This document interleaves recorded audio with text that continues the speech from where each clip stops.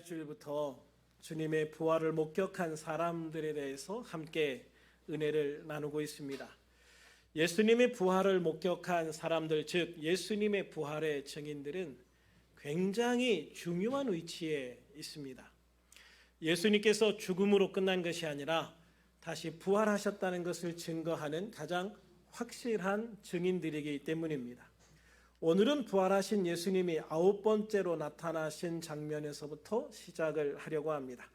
고린도전서 15장 7절에 보면 그 후에 야고보에게 보이셨고 그 후에 모든 사도에게와 라고 말씀하고 있습니다. 이 말씀은 9번째의 만남을 이야기하고 있으면서 이 10번째로는 또 모든 사도들과 함께하는 예루살렘에서의 만남을 암시해주고 있습니다. 부활하신 예수님이 야고보에게 나타나셨다고 했는데 장소는 미상입니다. 알 수가 없습니다. 그 어느 곳에도 어느 곳에서 만났다는 이야기가 없습니다. 또한 이 야고보가 사도 야고보인지 또는 예수님의 형제 야고보인지가 명확하지 않습니다. 그러나 대체로 사도 야고보가 아니라 예수님의 형제 야고보다라고 생각을 합니다. 왜 그렇게 생각을 하냐면 사도 야고보는 지금 계속해서 사도들과 함께 공동체로 예수님을 만나고 있습니다. 처음에 예수님의 그 빈 무덤을 갔다 오던 베드로를 혼자 만나셨을 때 빼고 또는 이제 엠마오로 가던 제자는 이제 돌아오게 하려고 만나셨던 것 같고 그 외에는 계속적으로 사도들을 같이 만나시거든요. 그런데 거기에서 야고보라는 사도를 따로 불러내서 만나실 이유가 없어 보입니다. 물론 예수님께서 베드로와 야고보와 요한을 특별히 사랑하시긴 하셨지만 야고보라는 사람만 따로 빼서 만나실 이유는 없어 보인다는 거죠. 왜 그러냐면 계속 같이 만나고 있으니까. 그런데 예수님의 동생 야고보는요, 그때까지만 해도 예수님이 메시아이신 것을 믿지 않고 있었습니다. 유독 이 야고보만 예수님을 따르지 않습니다. 왜 그럴까라고 생각을 해봤는데요. 아마도 이 야고보는 예수님 대신 어머니 마리아를 책임져야 된다는 사명감이 있었던 것 같아요. 그래서 이 야고보는 어머니 곁을 떠나지 않고 계속해서 어머니를 모시고 있는 거죠. 왜냐하면 어릴 때 아버지가 돌아가셨기 때문에 자기마저 떠나가면 어머니를 곁에서 이렇게 돌봐줄 사람이 없다고 생각을 한 거죠. 그렇게 야고보는 예수님이 십자가에서 죽으실 때까지도 예수님을 메시아로 믿지 않았습니다. 그런데 이제 예수님이 부활하신 이후에 이 야고보가 제일 마음에 걸리지 않았을까라는 생각을 해요.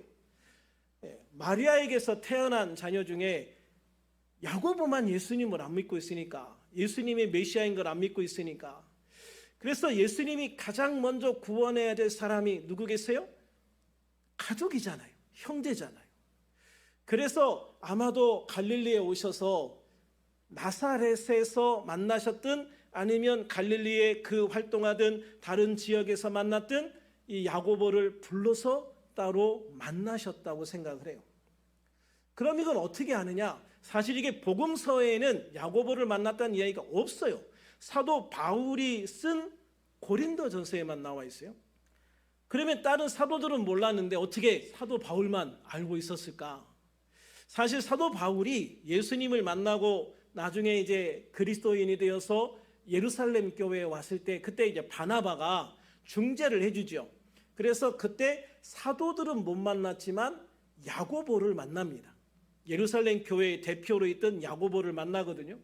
그래서 야고보를 만나서 자기가 어떻게 예수님을 믿게 되어졌는지 그 과정을 다 설명을 합니다. 그런데 그때 야고보도 바울에게 사실 나도 라고 하면서 자기가 예수님을 메시아로 믿게 된 과정들을 이야기했을 가능성이 저는 99.9%라고 생각을 합니다. 그럼 어떻게 이 야고보가 예수님을 믿게 되어졌는가? 바로 이 만남이죠.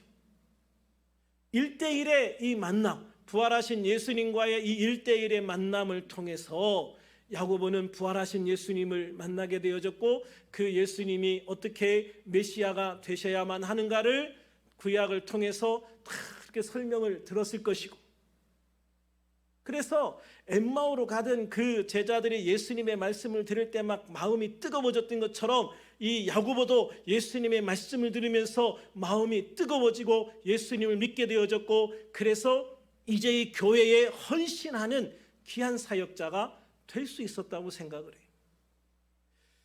그래서 예수님이 십자가에 죽으시기 이전에 불신자였던 야고보가 예수님이 부활하신 이후에 갑자기 예루살렘 교회 지도자가 되거든요. 어떻게 보면 정말 뜬금없는 등장이에요. 그래서 이 9번째 만남이 아니면 설명이 안 되는 거예요. 이 야고보가 이렇게 변화된 것이. 사도 야고보는 제일 먼저 순교를 당하고 그 이후에 나오는 야고보라는 이름은 다 예수님의 형제 야고보예요. 그러니까 예루살렘 교회를 대표해서 회의를 주재하고 어떤 최종적인 결론을 내리는 게 다 이 야고보가 내리는 거예요. 그래서 초대교회의 지도자가 된 거죠, 이 야고보가. 그래서 이 부활하신 예수님과의 이 만남을 통해서 불신자였던 야고보가 일약 예루살렘 교회의 지도자로서 이 교회를 이끌어가는 모습을 보게 되어지는 겁니다. 그만큼 우리가 부활하신 예수님을 만나는 것이 중요하다. 예수님을 만나서 우리의 삶이 바뀌는 것, 내 생각이 바뀌는 것, 내 가치관이 바뀌는 것, 내 인생 모든 것의 방향이 바뀌는 것, 이게 가장 중요하다라고 말씀을 드릴 수가 있는 것이죠. 그래서 부활하신 예수님을 만난 사람과 만나지 못한 사람은 차이가 있을 수밖에 없는 거예요. 그래서 우리가 말씀을 통해서 또는 기도를 통해서 또는 무엇을 통해서든 설교를 통해서든 어쨌든 살아계신 예수님, 부활하신 예수님을 여러분의 영으로, 마음으로 만날 수 있기를 주님의 이름으로 축원합니다. 부활하신 주님이 10번째로 사람들 앞에 등장하시는 장면은 예수님이 승천하실 때입니다. 오늘 본문인 누가복음 24장 50절과 51절에 보면 예수께서 그들을 내리시고 베다니 앞까지 나가셨다, 그렇게 말씀하고 있습니다. 베다니까지 나가셨다. 이 말씀은 예수님께서 갈릴리에서 제자들을 데리고 이 베다니까지 오셨다라는 것을 의미하고 있는 것 같아요. 그래서 이 베다니에서 승천하시기 전에 제자들에게 축복하시고 그 축복하실 때에 그들을 떠나 하늘로 올라가셨다. 그러니까 마지막으로 제자들에게 축복 기도해 주시고 하늘로 올라가셨다라고 말씀하고 있는 거예요. 그러면 베다니는 어디냐? 베다니는 예루살렘 성의 맞은편에 있습니다. 그러니까 예루살렘 성은요, 시온산이라는 산이 있거든요. 그 산 위에 다윗 성이 있습니다. 우리가 그걸 예루살렘 성이라고 그러죠. 그리고 그 예루살렘 성에 있는 시온산 밑에 이게 계곡이 있고 그 계곡 반대편으로 올라가면 거기가 감람산이라고도 하고 감람원이라고도 하고 베단이라고도 합니다.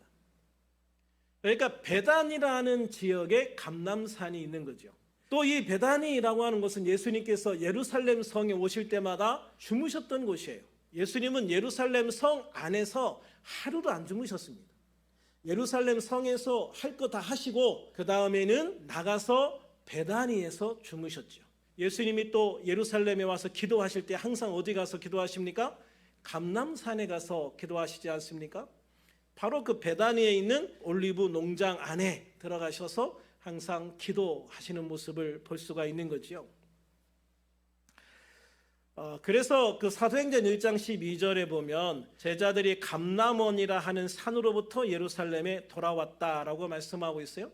예수님이 이제 감람산에서 승천하시고 거기에서부터 돌아왔다. 어디로 돌아왔을까요? 마가의 다락방, 예루살렘 성 안에 있는 마가의 다락방으로 돌아왔다라고 표현하고 있는 거예요. 그러니까 예수님은 어디서 승천하셨다? 감람산에서 승천하셨다. 감람산에서 승천하셨다. 그래서 이 감람산이라고 하는 것이 우리에게 굉장히 중요한 의미가 있는 거예요. 이렇게 예수님은 갈릴리에서 제자들과 함께 이곳으로 올라오신 겁니다. 예수님은 무덤에서 부활하신 이후에 그렇게 40일 동안 10차례에 걸쳐서 제자들과 그리고 믿음의 형제들과 함께 시간을 보내셨습니다. 그렇게 부활하신 예수님을 만난 사람들이 대략 500여 명이 훨씬 넘을 거라고 생각을 합니다. 고린도전서 15장 6절에 의하면 갈릴리 한 산에서만 500여 명의 형제를 만나셨다라고 이야기를 했는데, 그런데 부활하신 예수님을 만나는 자격 조건이 성인 남자여만 하는 것은 아니잖아요. 그렇지 않았을 겁니다. 예수님이 사역하실 때도 예수님을 찾아온 사람들 중에는 여자도 있고 남자도 있고 어린이도 있고 노인도 있었습니다. 그럼에도 숫자를 셀 때는 항상 여자와 어린이 외에 몇 명이라고 기록을 하고 있어요. 이것은 성경이 여자와 어린이를 무시해서가 아니라 당시 사람의 수를 기록할 때는 군대에 나가서 싸울 수 있는 사람이거나 아니면 세금을 낼 수 있는 사람만 기록했기 때문에 그렇게 기록을 하는 겁니다. 그게 그 당시에 사람의 숫자를 기록하는 관습이었던 거죠. 그렇다면 함께 했던 여자와 어린아이와 노인까지 합치면은요 훨씬 더 많았을 거예요. 예수님이 부활하셔서 갈릴리에 가셔서 예수님이 평소에 가르치던 그 산에 500명만 모였다고 했는데, 내가 생각할 때는 그 500명은 성인 남자의 수였을 가능성이 높아요. 그리고 그 외에 많은 여자들과 어린이도 또 노인분들도 있었을 거라고 생각을 해요.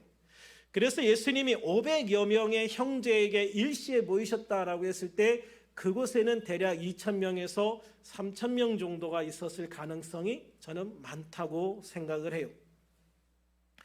그렇게 많은 사람들이 부활하신 예수님을 갈릴리에서 만나서 평소처럼 십자가에서 돌아가시기 이전처럼 함께 만나서 말씀도 나누시고 기도도 받고 그런 시간을 보냈다는 것이죠. 그 중에서 갈릴리에서부터 예루살렘까지 쭉 동행한 사람들의 수가 120명 정도였을 것으로 추정해 봅니다. 사도행전 1장 15절에 보면 예수님께서 승천하신 후에 함께 금식하며 기도하려고 모인 사람의 수가 120명 정도다라고 기록을 하고 있기 때문에 그렇습니다.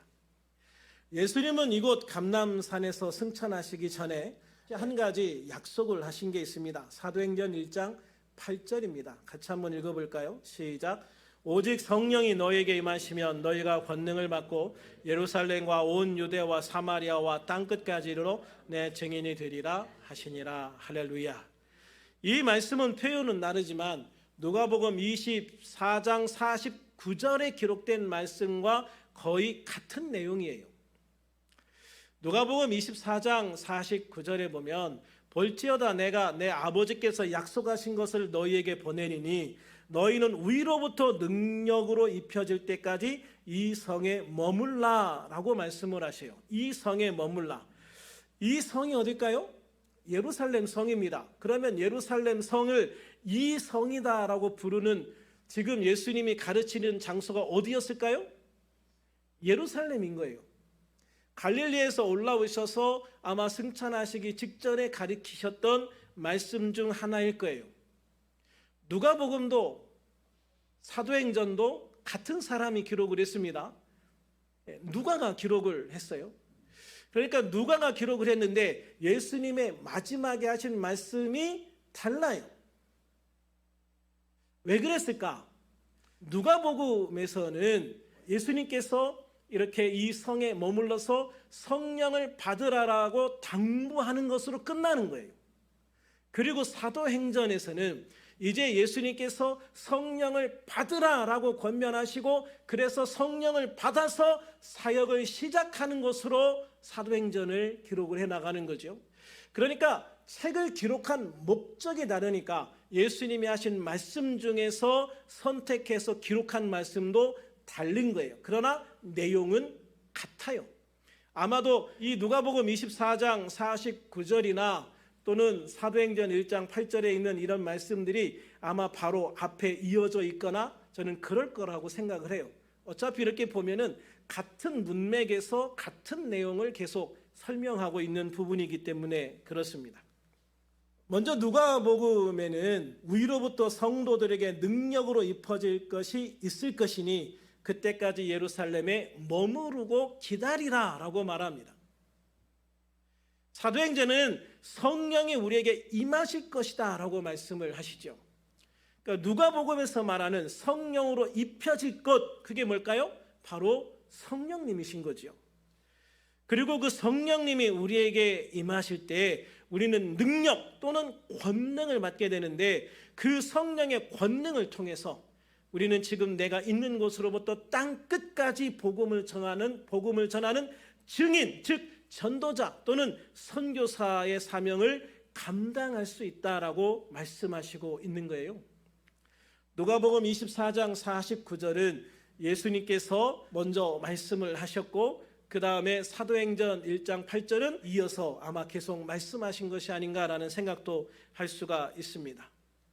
또 예수님께서는 갈릴리에서 마태복음 28장 18절 이하에서 이런 말씀도 하시죠. 내가 하늘과 땅의 권세를 받았다. 그리고 이것을 내가 너에게 위임해 주겠다. 하늘과 땅의 권세는요, 어떨 때 우리가 실제로 행사할 수 있냐면, 우리가 성령을 받았을 때 비로소 그 성령을 통해서 그 권세들을 실제로 행할 수 있게 되어지는 거예요. 그러니까 예수님께서 갈릴리에서는 내가 하늘과 땅의 권세를 받았는데 이건 너희에게 줄게. 그러니까 너희가 땅 끝까지 나가서 복음을 전해야 돼. 내가 가르친 모든 것들을, 내가 말한 모든 것들을 가르치고 지키게 해. 이렇게 말씀을 하셨고, 또 승천하시기 직전에는 내가 전에 말한 하늘과 땅의 권세가 있지, 그거 이제 성령 받으면 너희가 그것을 행할 수 있을 거야. 그러니까 기다려, 기도하면서 기다려. 이게 성령으로 오실 거야. 그러면 너희가 권능을 받을 거야. 그래서 제자들이 예루살렘 성에서 모여서 10일 동안 함께 모여서 전심으로 기도할 때 오순절에 성령을 받게 되어집니다. 그리고 그 성령을 받고 나서 제자들이 나가서 복음을 전할 때 하나님의 놀라운 역사가 나타나게 되어지는 것이죠. 그러므로 여러분, 우리들은 성령을 받아야 하는 줄로 믿습니다. 성령님은 우리가 예수님을 영접할 때 우리 안에 임하시는 거예요.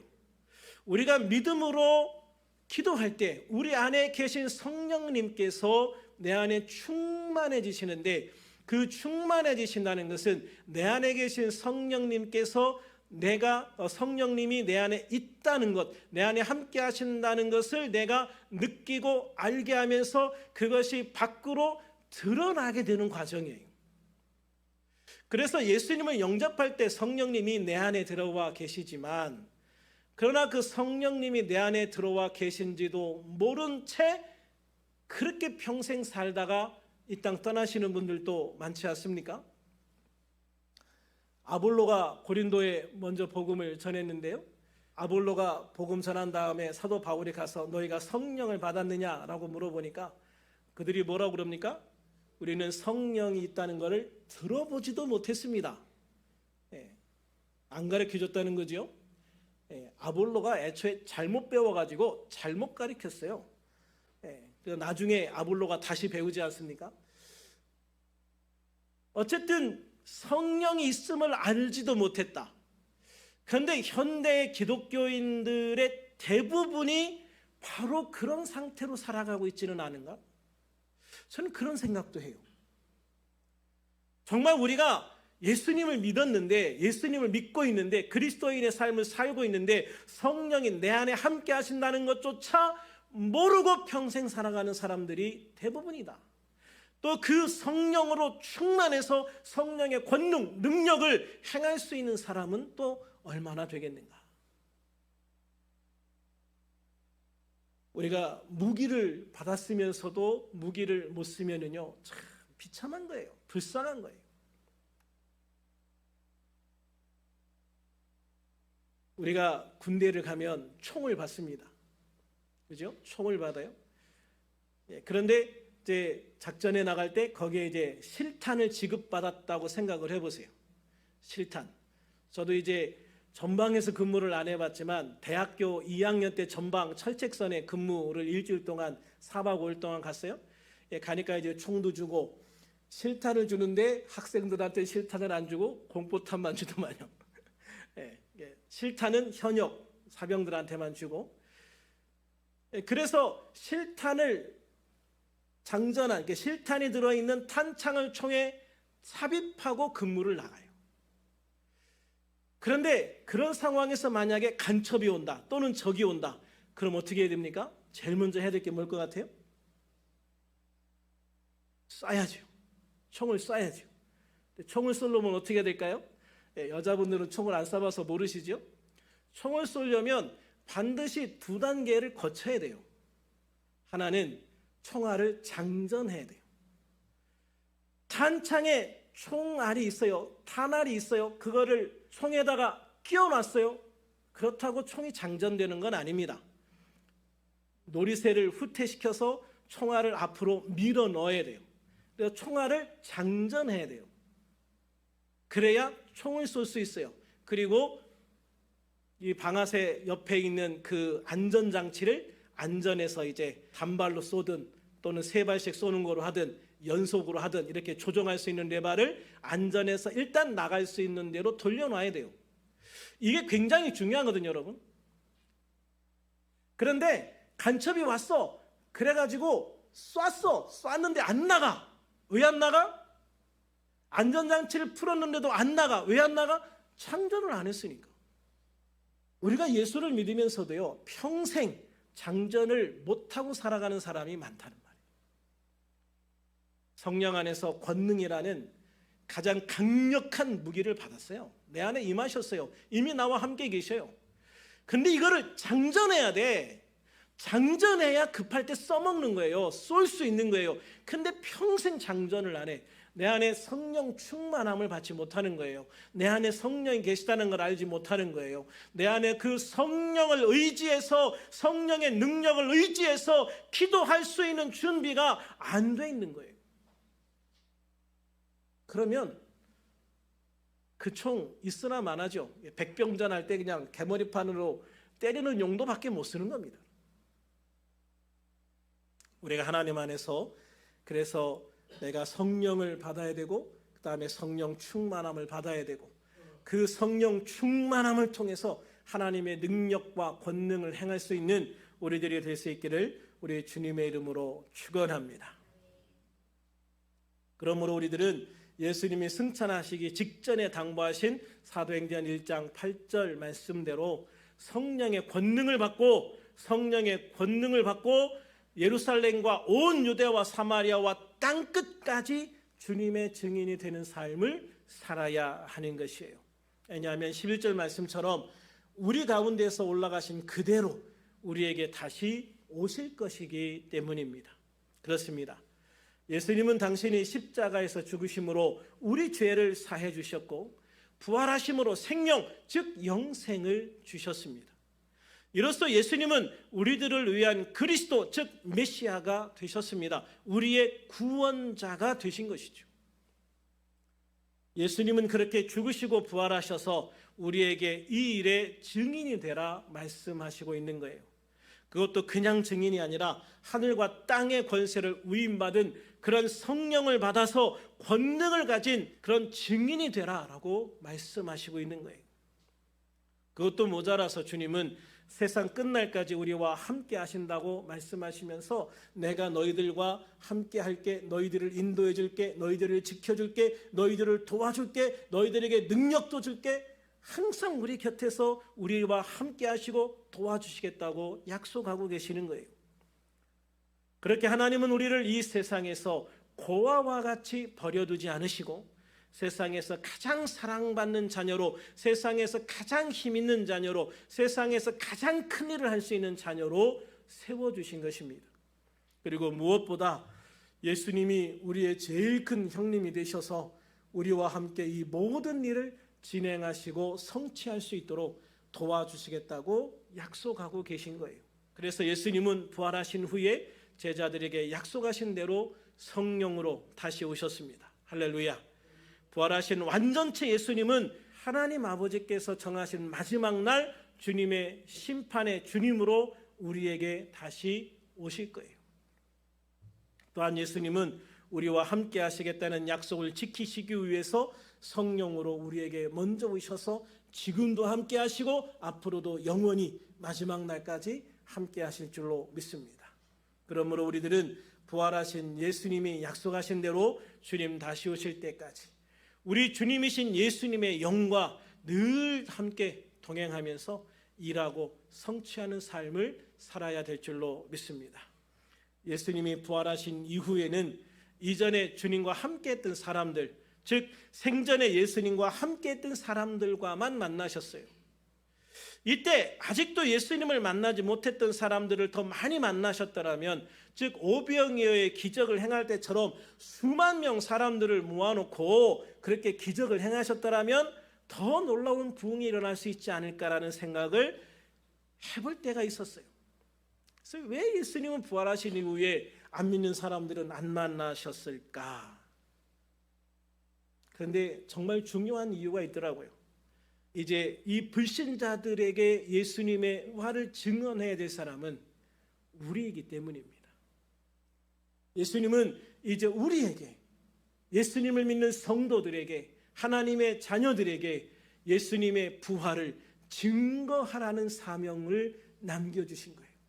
그래서 예수님이 부활하신 이후에 부활하신 예수님을 증거하는 것은 예수님의 몫이 아니라 이제 우리의 몫이 되었다라고 하는 것이죠. 그러므로 우리들은 이제 예수님의 부활을 증거해야 될 증인의 삶을 살아야 되는 줄로 믿습니다. 물론 늘 그렇게만 살 수는 없습니다. 생업 다 내려놓고 예수만 전하러 다닐 수는 없을 수도 있습니다. 그러나 우리가 기회가 있다면, 또 우리가 누군가를 만날 기회가 있다면, 또 복음을 전할 때가 있다면, 그런 기회가 있다면 우리는 그 기회를 놓치지 말고 망설이지 않고 주님의 부활을 증거할 수 있는 증인의 삶을 살 수 있기를 축원합니다. 그리고 무엇보다도 우리의 삶 자체가 부활하신 예수님과 함께하는 그런 하나님의 자녀, 하나님의 백성으로서의 삶을 세상에 보여주어서 그들이 나를 통해 부활하신 예수님을 만날 수 있기를 소망합니다. 그래서 우리들이 먼저 부활하신 예수님을 만나고 또 이 예수님을 전할 수 있는 우리의 삶, 그 귀한 축복의 삶, 능력의 삶, 이 귀한 전도자의 삶을 살아가는 우리들이 될 수 있기를 우리 주님의 이름으로 축원합니다.